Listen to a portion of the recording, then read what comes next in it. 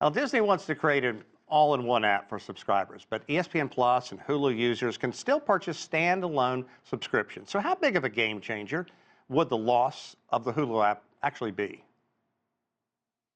Well, it's not that big of a deal. I don't think a lot of the Hulu user will migrate towards Disney Plus. I am sure there will be a small segment of Hulu users who will just basically give up and not return. But my guess is the majority of them will come back for the content, and this will allow Disney Plus to have a all-in-one app in its competition against Netflix, against YouTube, against other streaming services. Yeah, Netflix, of course, making this big bid for Warner Brothers Discovery. Also, so in the streaming wars, Netflix still reigns supreme, boasting 325 million subscribers globally.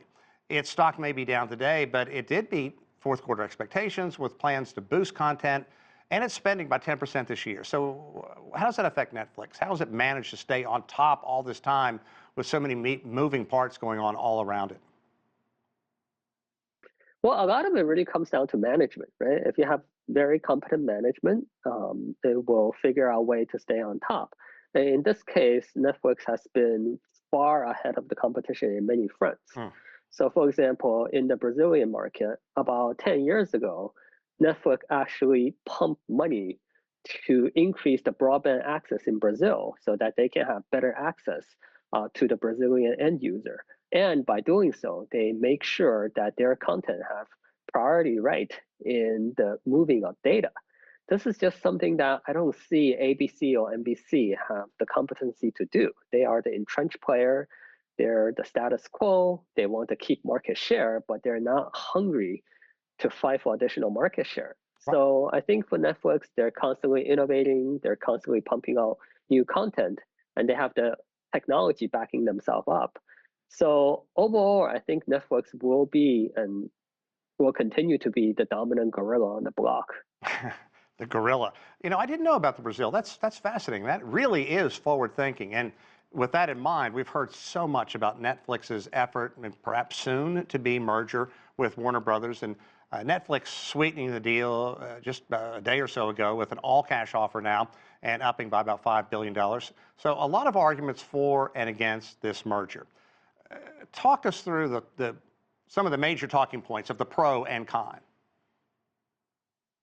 Well, the pro is obviously the content library, right? Netflix will gain a huge new content library, DC Comics, Harry Potter, Game of Thrones. These will become staples on Netflix. And with these new content, it will become more and more difficult to cancel Netflix subscription.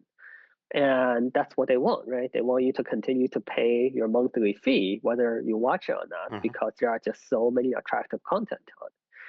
Whereas the con is, well, number one, there's $72 billion. It's a lot of money. That's more money than Netflix has ever made in its history. So that's the biggest piece of it. And then there are antitrust concerns.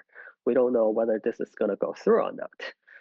And so I think overall, if Netflix could pull this off, it will be a huge win, not just for consumers, but for Netflix shareholder. It will become one of the biggest player, even bigger than it is today, and it will become a formidable competitor against YouTube, Yeah. which is, let's be real, that's the real competitor out there against them. Yeah, and of course the big thing, obviously, appointment viewing is simply kind of dying on the vine right now. And I saw an article, and I don't know if it's factual. I tried to check it out, that at one point in the U.S., something like 89% of the homes had cable, and now it's down to about less than a third of the homes. So where do you see the state of streaming in the next 5 to 10 years? This is really going to be a race to dominate that, and also with Netflix perhaps moving in on Warner Brothers, who makes the big movies as well. That's also at stake. Well, in most market, it generally follows a rule of three. So you tend to have a big three and you tend to have a small three. So in our case, I would say the big three will likely be YouTube, Netflix, and Disney, especially YouTube. YouTube is actually bigger than Netflix and Disney are together. It's Wow. just that people don't talk about YouTube as much because it's user-generated content. But if you look at the amount of minute watched, YouTube by far is the biggest player. And then you will have the small three, most likely, CBS, Viacom, Skydance, and they will be competing for the rest of the eyeballs. And you're going to see a lot more consolidation going forward, because if you want to survive in this cutthroat competition, you need to consolidate in order to channel your strength to attract eyeballs, right? Right. Consumers are not going to pay 6 subscriptions. They're probably going to pay 2 to 3, and you want to be among those 2 to 3 subscriptions that users can live without. What about you? Real quickly, I'll give you 15 seconds. Do you still have cable, or are you completely on streaming?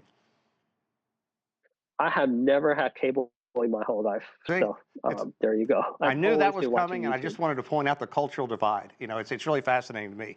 Dan Yee, always a pleasure, my friend. Thanks so much for your insight.